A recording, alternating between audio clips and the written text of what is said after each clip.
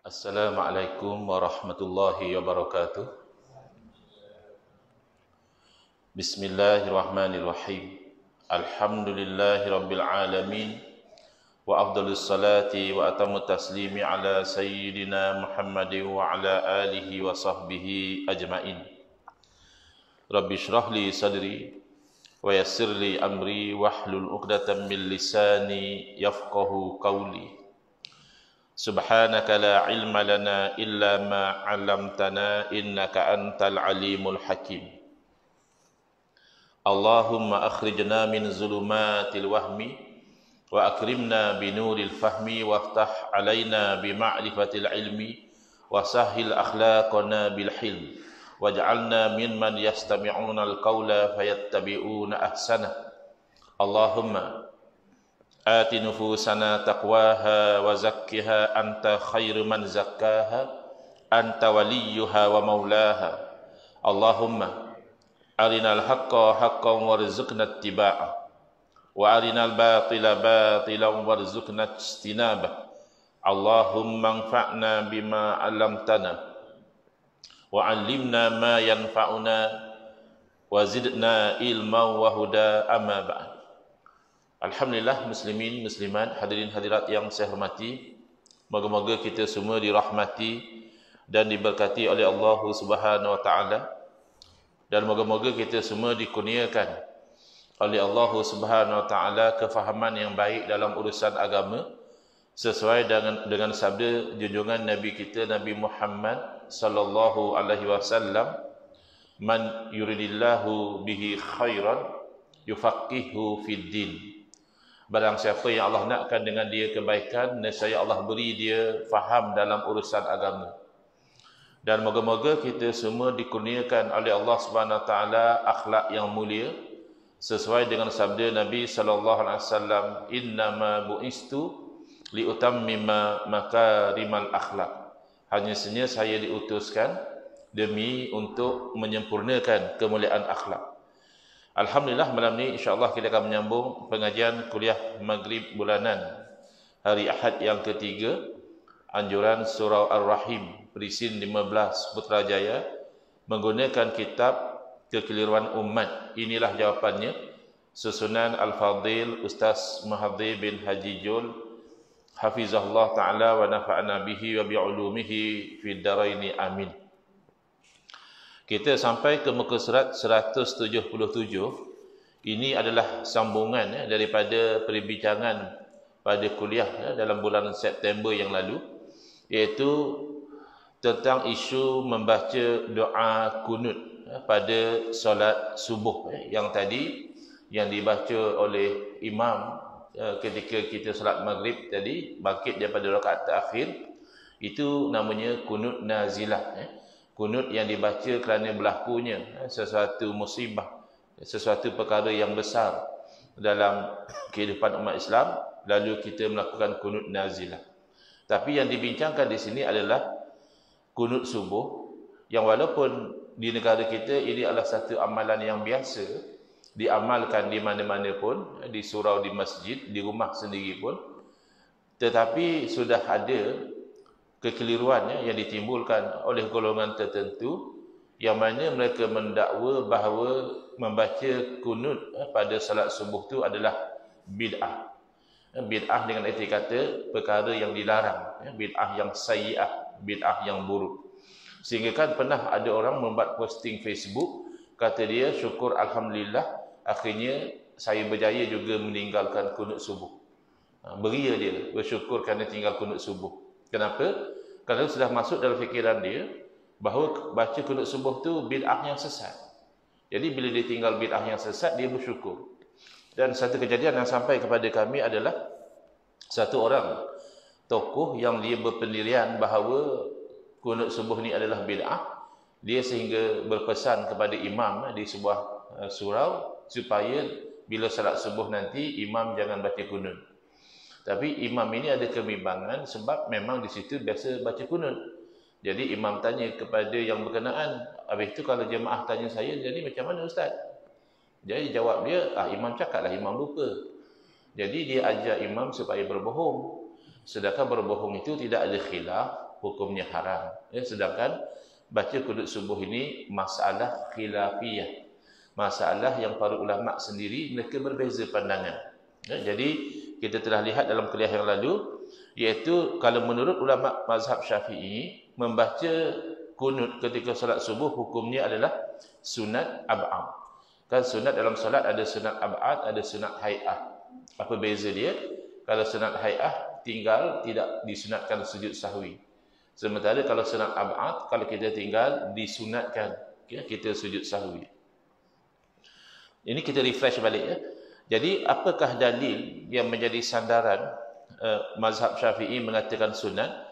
Iaitu hadis riwayat Sayyidina Anas bin Malik radhiyallahu taala anhu, yang mana beliau menyebutkan dengan jelas anna nabiyya sallallahu alaihi wasallam qanata syahran yad'u alaihim thumma taraka fa amma fi subhi falam yazal yaqnutu hatta faraqa dunya.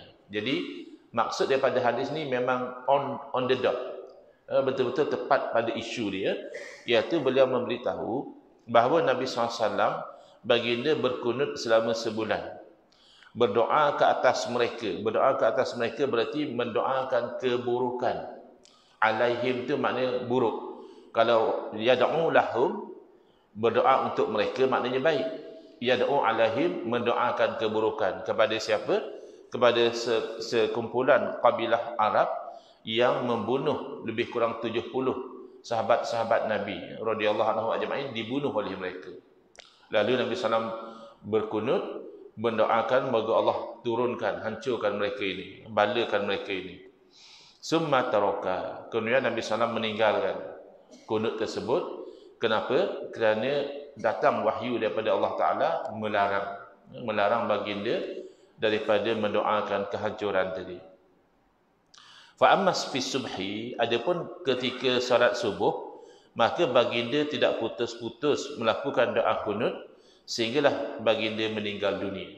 Jadi kan jelas, kalau yang tadi yang ditinggalkan tu kunut nazilah, mendoakan kehancuran kepada kabilah Arab tadi, Allah tidak izinkan.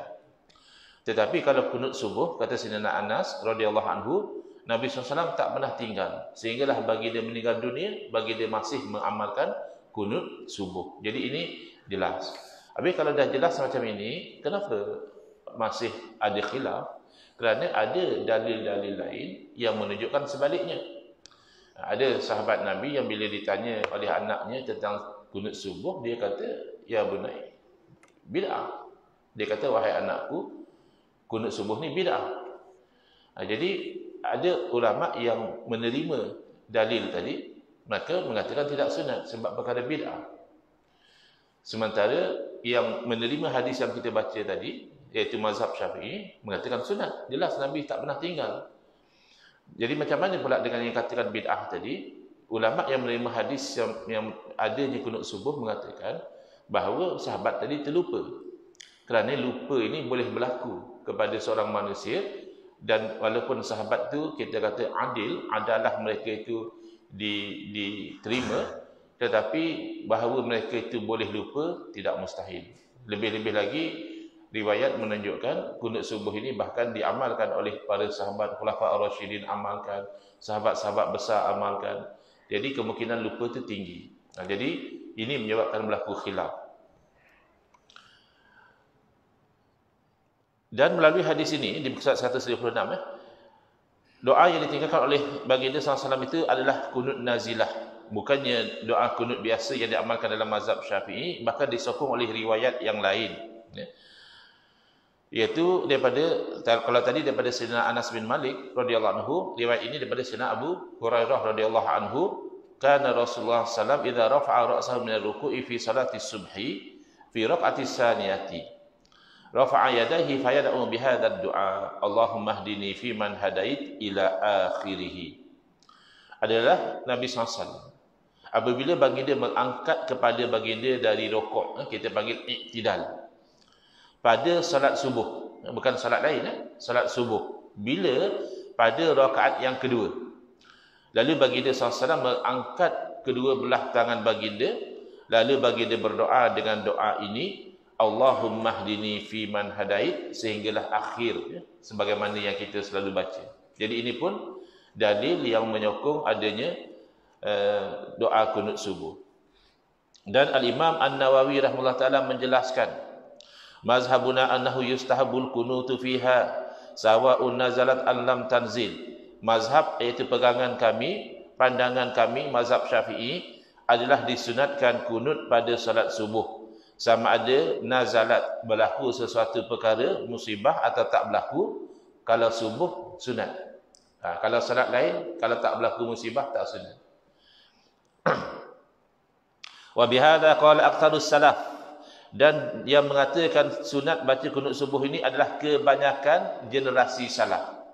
Generasi umat Islam yang awal-awal kebanyakannya berpegang sunat kunut subuh. Wa man ba'dahum, bahkan yang selepas daripada salaf pun mengamalkan kunut subuh. Au kasirun minhum, kata Imam Nawawi rahimahullah taala, kalau tidak majoriti sekalipun, maknanya ramai daripada kalangan salaf yang mengamalkan kunut subuh. Siapa? Wa mimman qala bihi Abu Bakr as-Siddiq wa Umar bin Khattab wa Utsman wa Ali wa Ibnu Abbas wal Barra bin Azib radhiyallahu anhu. Antara yang berpegang dengan sunatnya kunut subuh ni, mengamalkan kunut subuh ini adalah khulafa ar-rasyidin, iaitu Sayyidina Abu Bakar as-Siddiq, Sayyidina Umar al-Khattab, Sayyidina Utsman bin Affan, dan Sayyidina Ali bin Abi Thalib radhiyallahu anhum ajma'in. Jadi sampai nak katakan bid'ah sesat tu, hati-hatilah. Soal khilaf itu kita terima, ya. Tapi sampai nak menyesatkan orang yang baca doa kunut subuh dengan adanya riwayat diamalkan oleh para sahabat yang besar tadi adalah satu perkara yang tidak sewajarnya, ya. Jadi kita sambung di sini. Syekh Jadul Haq, Ali Jadul Haq, salah seorang Syekhul Azhar, mengatakan dalam kitabnya Al-Qunut Baina Syar'iyyah wal Bid'ah. Apa hukum baca doa kunut ni? Adakah disyariatkan ataupun adakah bid'ah? Jadi disebutkan di sini. Faman qanata fi salati subhi ba'da ruku'i, barang siapa yang membaca doa kunut pada salat subuh selepas bangkit daripada rukuk, yakni rakaat yang kedua, faqad ittaba'a sunnatan waridatan an Rasulillah sallallahu alaihi wasallam, maka dia telah mengikut sunnah yang datang daripada Nabi sallallahu alaihi wasallam. Wa qad ittaba'a ashabuhu min ba'dihi, dan para sahabat juga mengamalkan sunnah Nabi tadi. Wa amila biha a'immatul mujtahidun, dan ulama-ulama mujtahid, imam-imam mujtahid juga beramal dengan kunut subuh. Wa fuqaha'un wa muhaddisun, dan ahli-ahli fiqh dan juga ahli-ahli hadis juga berpegang dengan kesunnahan, ya, membaca kunut subuh. Jadi tak perlu dipolemikkan, mendikhilaf. Jadi masing-masing taklidlah dengan mazhab masing-masing. Yang bertaklid kepada mazhab yang kata sunat, baca dapat pahala, tak baca sembahyang masih sah. Itu nature benda sunat. Kalau rukun, tak sahlah kalau tinggal.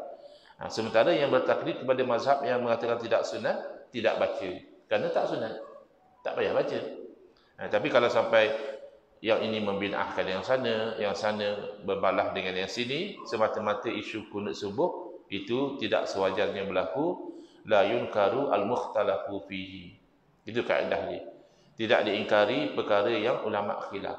Wa innama yunkaru al-mujma'u alaihi. Hanya saja kalau kita nak ingkar, nak larang, nak marah, itu perkara yang ulama telah ijma', ya, kata haram, kata tak boleh buat, yang itu kita kena ingkar. Seperti itulah jabatan mufti wilayah dah keluar tu, yang Coldplay itu tak patuh syariah. Nak tengoklah, tapi tanggung sendirilah. Kalau yang ambil prihatin dengan hukum, jangan terlibat dengan perkara maksiat macam itu. Iaitu ingkar lah, nak ingkar, nak larang, nak protes, silakan. Itu tidak ada khilaf. Kemudian bagaimana pula yang mengatakan tak berkunut? Iaitu riwayat Sayyidina Abdullah bin Mas'ud radhiyallahu anhu, buku 198, ya. Annahu alaihi salam qanata fi salati fajri syahran summa tarakahu. Adalah Nabi SAW bagi dia berkunut dalam salat subuh, salat fajar ni mana salat subuh, sebulan. Kemudian bagi dia meninggalkannya. Jadi seolah-olahnya bercanggah. Riwayat Anas bin Malik radhiyallahu anhu, Nabi tak pernah tinggal kunut subuh sampai Nabi wafat. Riwayat Sayyidina Abdullah bin Mas'ud radhiyallahu anhu menunjukkan Nabi kunut subuh sebulan je. Lepas tu Nabi dah tak buat. Itu macam mana ni? Inilah yang dikatakan seni yang dipakari oleh para alim ulama, dinamakan tariqatul jam'i wat taufiq. Macam mana nak menghimpun dan nak menselarikan antara dalil-dalil yang sepintas lalu bercanggah satu sama lain. Jadi di sini digunakan kaedah dalam usul fiqh, yuqaddamul musbitu 'alan nafi. Kita bagi priority, kita bagi kekuatan kepada dalil yang menetapkan berbanding dengan yang menafikan. Kenapa? Kerana yang menetapkan dia ada knowledge tentang apa yang berlaku. Sedangkan yang menafikan semata-mata menunjukkan dia tidak ada pengetahuan tentang perkara tersebut. Contoh misalnya ada ahli jemaah kita yang selalu datang ke surah Ar-Rahim, lalu hari ini ada orang tanya, katalah haji sekian datang tak kuliah malam ni? Jadi seorang jawab tak datang. Saya tak nampak pun dia tak datang. Seorang lagi jawab, datang. Ada duduk sebelah saya pun. Jadi didahulukan yang mengatakan ada tadi. Kerana dia tahu. Yang mengatakan tak ada, pada knowledge dia tak ada lah. Sebab dia tak nampak.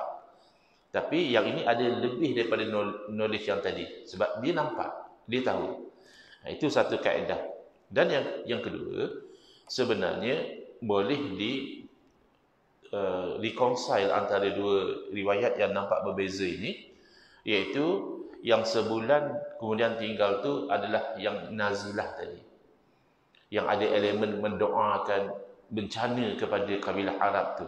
Manakah Nabi buat setiap salat, termasuk salat subuh. Jadi tapi bila datang larangan daripada Allah Ta'ala, lepas sebulan Nabi dah tak doa lagi. Sebab kita nak reconcile dengan riwayat yang mengatakan kalau kunut subuh Nabi tidak pernah tinggal. Jadi tapi kita tidak boleh menghapuskan khilaf. Bila dah khilaf kita terima. Kita berlapang dada di situ. Jadi ada orang dia kata, oleh kerana saya ni belajar hadis, maka saya tahu kalau riwayat ni daripada siapa, maka ia dhaif. Maka sebab itulah dalil yang dipegang oleh mazhab Syafi'i itu dhaif, tak kuat. Itu hanya ijtihad ulama. Yang kamu sebut, kata kalau si fulan meriwayatkan daripada si fulan, maka natijahnya dhaif, itu masih ijtihad. Maka ijtihad tidak akan membatalkan ijtihad lain. Kalau setakat kamu belajar hadis di zaman kita sekarang, tidak sampai mengatasi kepakaran ulama-ulama hadis yang dahulu. Kepakaran mereka juga tidak sampai membatalkan khilaf. Khilaf itu kekal. Cuba lihat. Mazhab lain, mazhab Hanafi, mazhab Imam Abu Hanifah. Walaupun Imam Abu Hanifah ni seorang tokoh yang dihormati oleh Imam Syafi'i rahimahullah ta'ala. Jangan layanlah Muhib Khawli. Muhib Khawli itu dia tak tahu benda. Dia kata Imam Abu Hanifah tu tak pandai hadis, Imam Abu Hanifah tu menghalalkan zina, Imam Abu Hanifah tu mati kafir. Itu yang difatwakan sesat oleh Jabatan Mufti Negeri Terengganu. Ya. Jadi orang jahil, bukanlah jahil 100%, ada juga mengaji, ada belajar ilmu, tapi sikit. Jadi kita ketepikanlah pandangan orang macam itu. Tapi orang alim macam Imam Syafi'i rahimahullah ta'ala sangat hormat kepada Imam Abu Hanifah, walaupun berbeza mazhab. Kata Imam Syafi'i rahimahullah ta'ala dalam bab fiqh, semua orang terhutang budi dengan Imam Abu Hanifah rahimahullah ta'ala. Dan begitu pun beza pandangan. Mazhab Imam Abu Hanifah tidak sunat baca kunut subuh.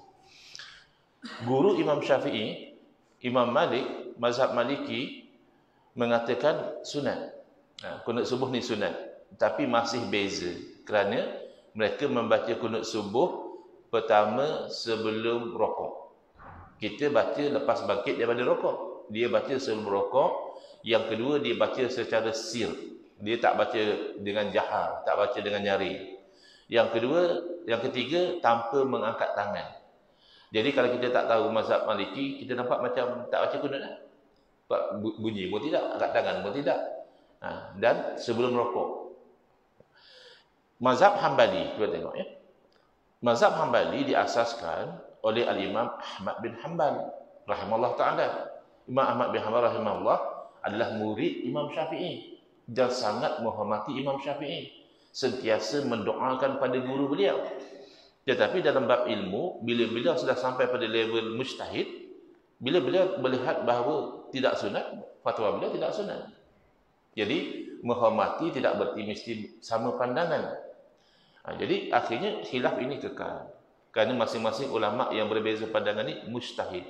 Masing-masing layak berijtihad, maka kita yang tidak sampai level mujtahid, kita itu boleh bertaklid kepada mana-mana yang kita belajar. Yang kita tak belajar tak boleh, kerana tak boleh kita ikut sesuatu yang kita tak ada ilmu.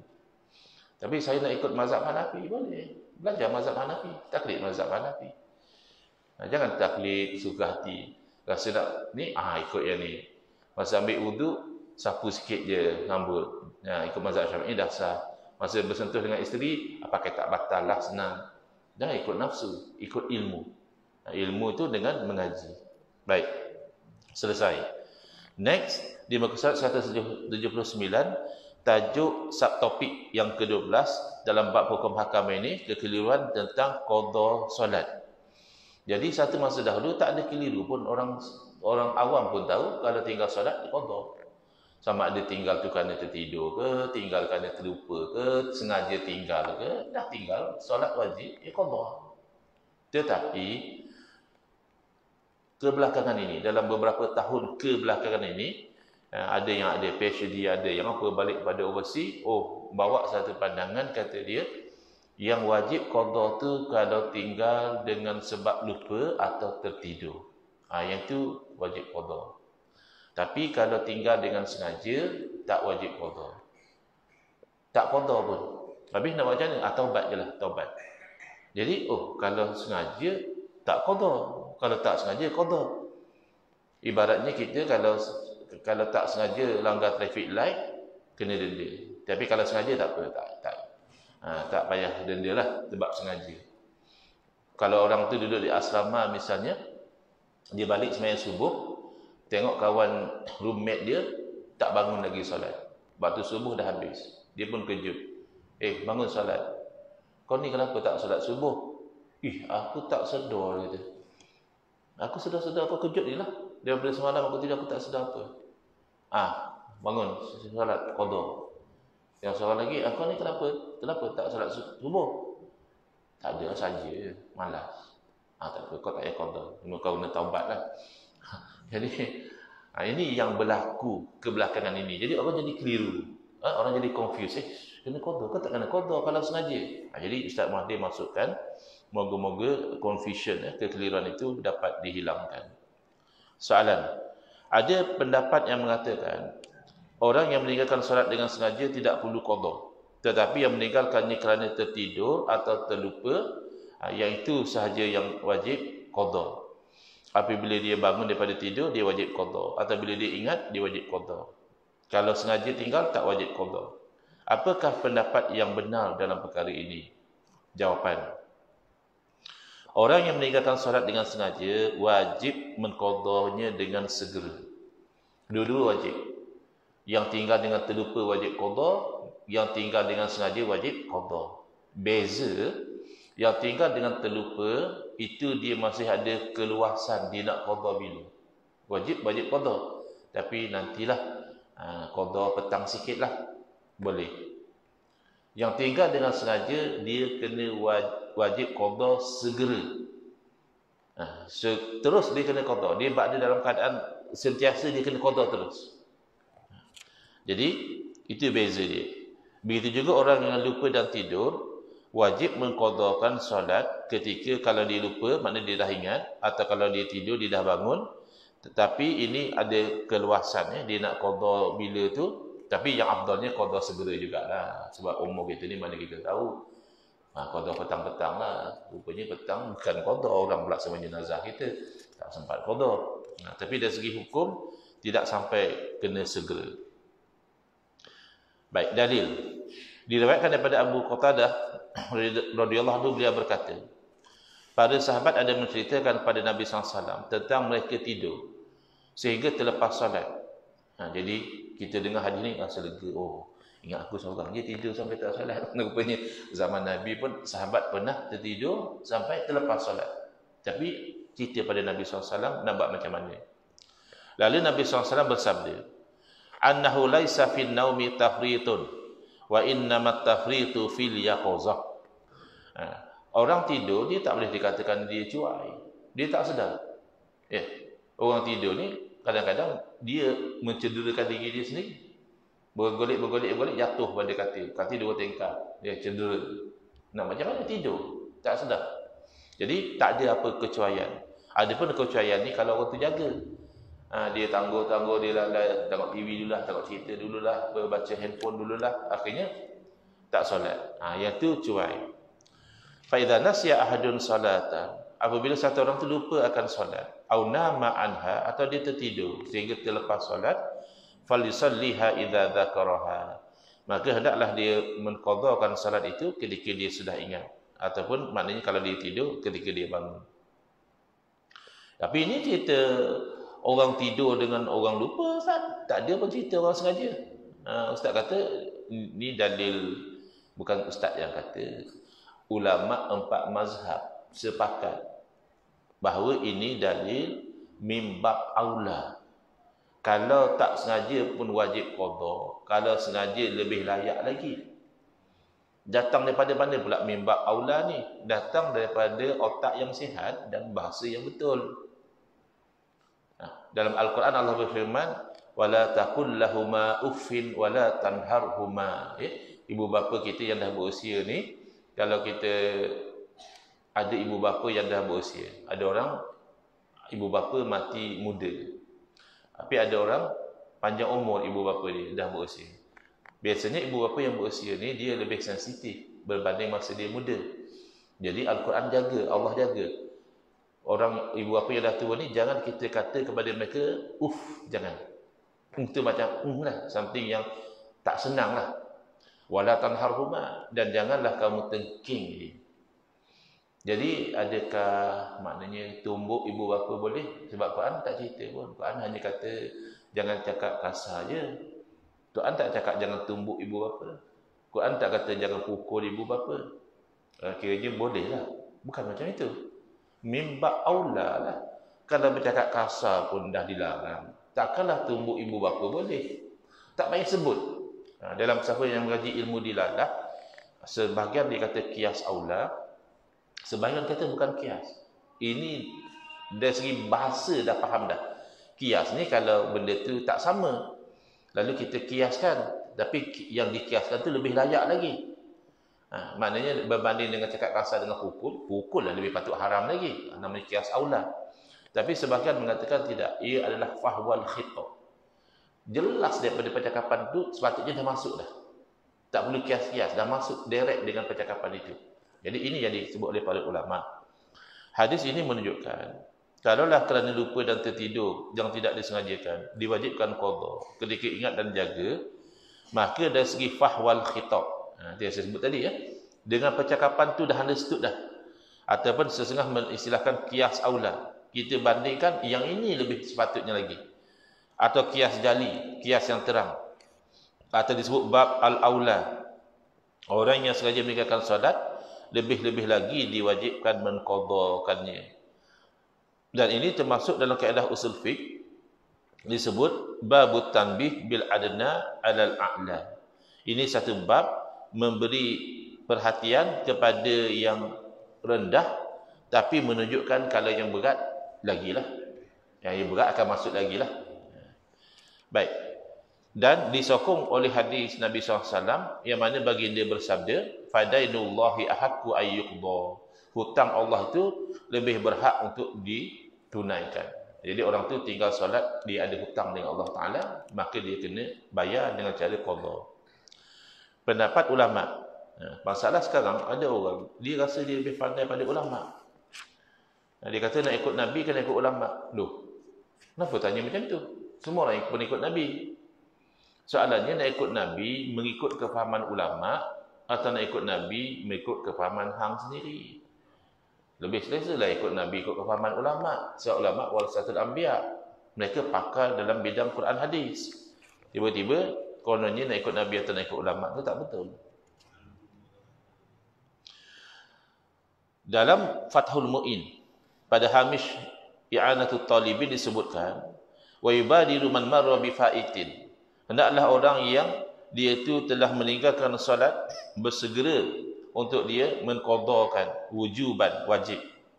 In fata bila uzrin, kalau dia tinggal tu tanpa ada uzur, fayalzamul qada' fauran, dia kena qada segera. Qala Syekhuna Ahmad bin Hajar rahimahullah taala, walladhi yazharu annahu yalzamuhu sarfa jami'a zamanihi lil qada'. Yang zahir daripada kewajipan ini, maknanya seluruh masa yang dia ada, dia kena gunakan untuk qada salat. Jenuh macam tu Ustaz. Ma ada ma yahtaju li sarfihi fi ma la budda minhu. Kecuali waktu yang tak dapat tidaklah. Takkanlah qada salat sampai tak makan. Takkanlah qada salat sampai tak tidur. Takkanlah qada salat sampai tak pergi kerja, sampai tak buka kedai berniaga. Maknanya lain daripada tu. Mana tengok Facebook tak boleh. Baru nak layan Facebook, qada salat dulu. Kalau ikut pandangan isteri. Sebab dia kena wajib qada segera. Tapi kalau nak makan, makanlah dulu. Kalau nak tidur, tidurlah dulu. Manusia perlu tidur, perlu makan, perlu kerja. Itu buatlah. Tapi lain daripada waktu tu, dia kena gunakan untuk qada. Kecuali yang tak dapat tidak, wa annahu yahrumu alaihi tatawu. Bahkan jadi haram pula dia buat benda-benda sunat. Dan yang sunat berbanding dengan yang wajib didahulukan. Jadi waktu yang patut kamu guna untuk buat benda wajib, kamu buat benda lain. Walaupun asalnya sunat. Haram tu bukan haram sebab buat benda sunat. Haram sebab meluputkan waktu untuk buat benda wajib. Jadi itu pandangan para ulama. Ya. Syekh Abdul Qadir Al-Mandili, ada orang kata, ya, bukan saya kata, dia kata, ada ulama yang bagi pandangan macam tu. Jadi Syekh Abdul Qadir Al-Mandili menjelaskan, dalam kitabnya beberapa mutiara yang bagus lagi indah, atau beberapa masalah yang penting lagi mudah, wajib diqadha salat fardu yang luput dengan sengaja atas mazhab imam yang 4 dan jumhur. Dan tiada yang menyalahi melainkan setengah daripada ahli zahir. Mazhab zahiriyah ada yang berpandangan, gambar dia ambil zahir. Zahir hadis kata lupa atau tertidur. Dia ambil zahir je lah. Tapi kita taklid mazhab zahiri lah. Dan tiada syak pada bahawasanya yang muktamad, yang dipegang adalah mazhab jumhur. Dan tiada harus, mana tak boleh kita taklid akan ulama yang mengatakan tidak wajib qada. Taklid ulama pun tak boleh. Apa sangat taklid Dr. PhD. Taklid ulama, kira mazhab zahiri itu salah satu mazhab yang besar satu masa dahulu. Kerana khilaf itu tiada muktabar, dan kerana bersangatan dhaifnya dan menyalahi ia akan qiyas aulawi. Jadi bukan semua khilaf tu kita boleh angkat sebagai muktabar. Macam doa kunut tadi, khilaf muktabar. Jangan komplain orang tak baca kunut, jangan komplain orang baca kunut. Sebab khilaf tu muktabar. Adapun khilaf tak wajib qada solat yang dikatakan sengaja ini, bukan khilaf yang muktabar, sebagaimana yang disebutkan, walaisa kullu khilafin jaa muktabar. Bukan semua khilaf itu khilaf yang muktabar. Illa khilafun lahu hazzun minan nazar. Kecuali khilaf yang ada habuan daripada segi dalil dan juga hujahnya. Jadi dah masuk waktu isyak. InsyaAllah kita sambung di muka surat 183. Wallahu a'lam.